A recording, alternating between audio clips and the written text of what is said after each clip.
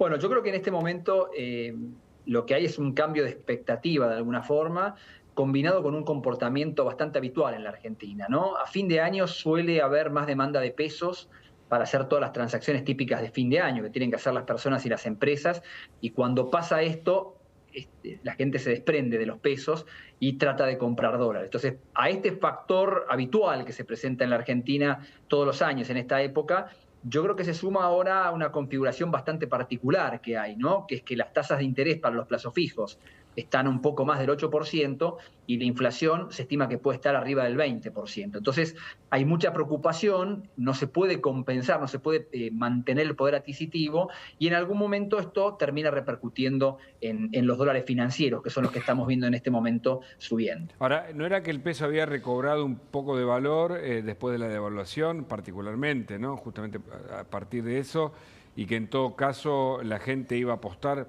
como muchos dicen, al plazo fijo UVA y a otras posibilidades y no tanto al dólar?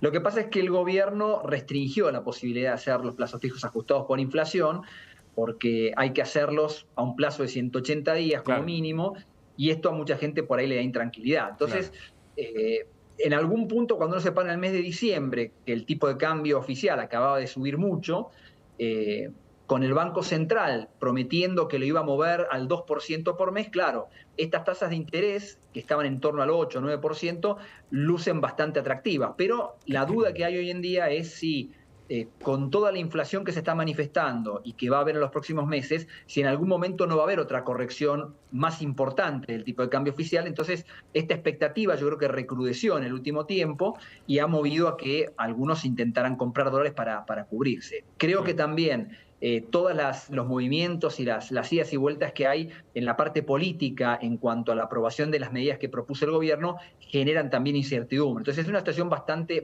inestable que se junta con esto otro que decía yo, habitual de esta época del año. Claro, y además la inseguridad jurídica que tanto se habla, sobre todo cuando el DNU tiene algunas trabas, sobre todo en materia laboral, la ley ómnibus en el Congreso que avanza en este plenario de comisiones, pero que le falta mucho. ¿Ese andamiaje legal puede marcar una estabilidad de la economía? ¿Es el plan que el gobierno tiene de algún modo?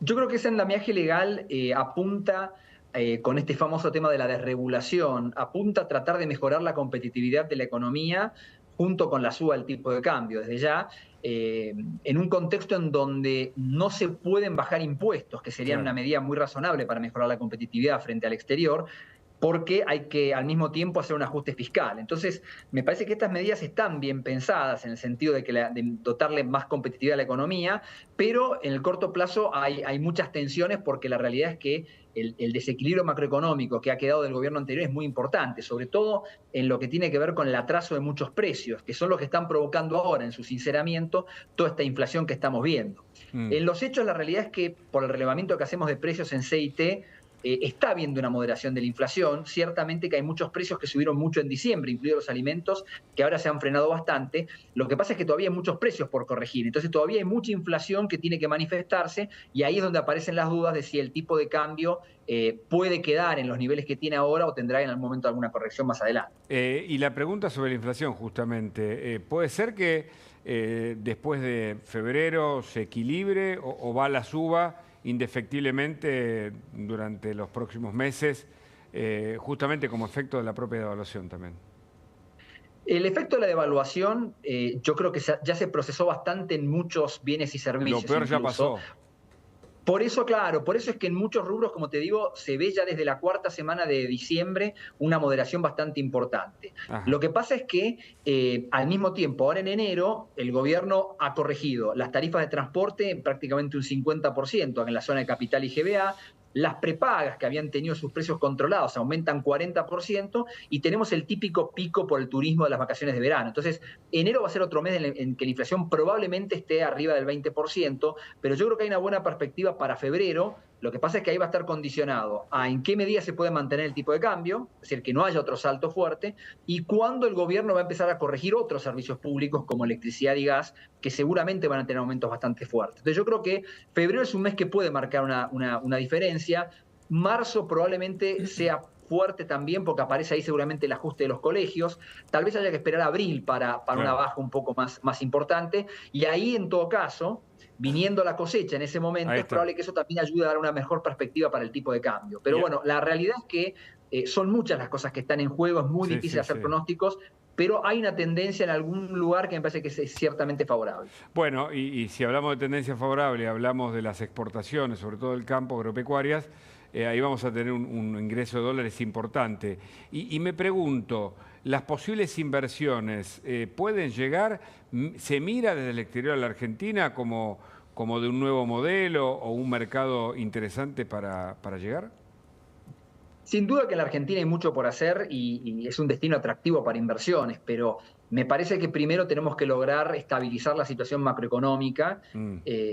Antes es difícil que venga mucha inversión, porque la realidad es que todavía estamos en una situación muy inestable. Claro. Yo creo que hay etapas que va a haber que ir verificando.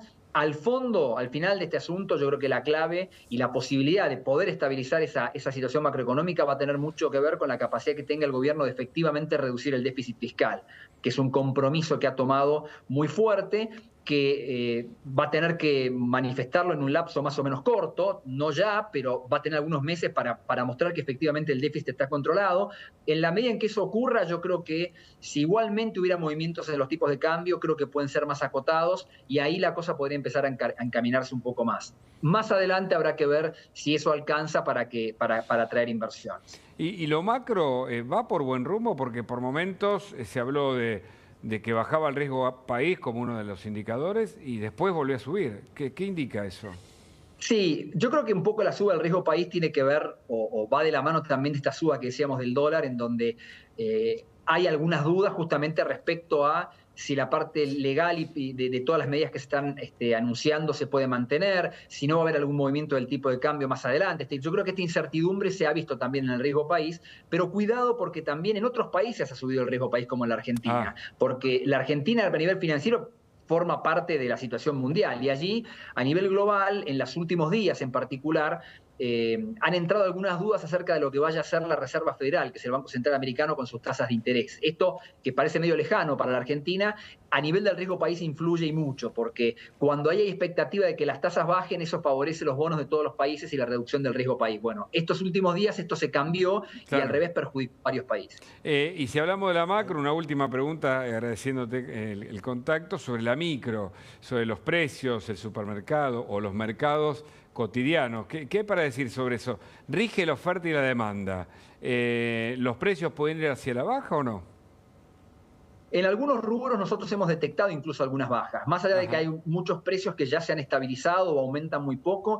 En algunos casos puntuales hemos detectado algunas bajas porque evidentemente la situación de la demanda no permite convalidar tantos aumentos de precios. Obviamente que esto se va a ir corrigiendo porque en algún momento los salarios también van a empezar a ajustar. Y eso también, de alguna forma, va a frenar la baja de la inflación. Por eso es que no hay que pensar que porque el gobierno aumentó una vez el tipo de cambio, ahora la inflación automáticamente en un par de meses va a bajar a cero. Esto va a ser un proceso lento. Yo creo que lo que es interesante es que me parece que las medidas que fue tomando el gobierno, muchas de esas son necesarias y están encaminadas en la dirección correcta, como es tratar de sincerar primero gran parte de la inflación reprimida por el gobierno anterior. Yo creo que no se puede pensar en ninguna mejora si primero no se hace eso, que es lo que estamos viviendo en este momento. Claro. Camilo, muchas gracias por este contacto. No, por favor.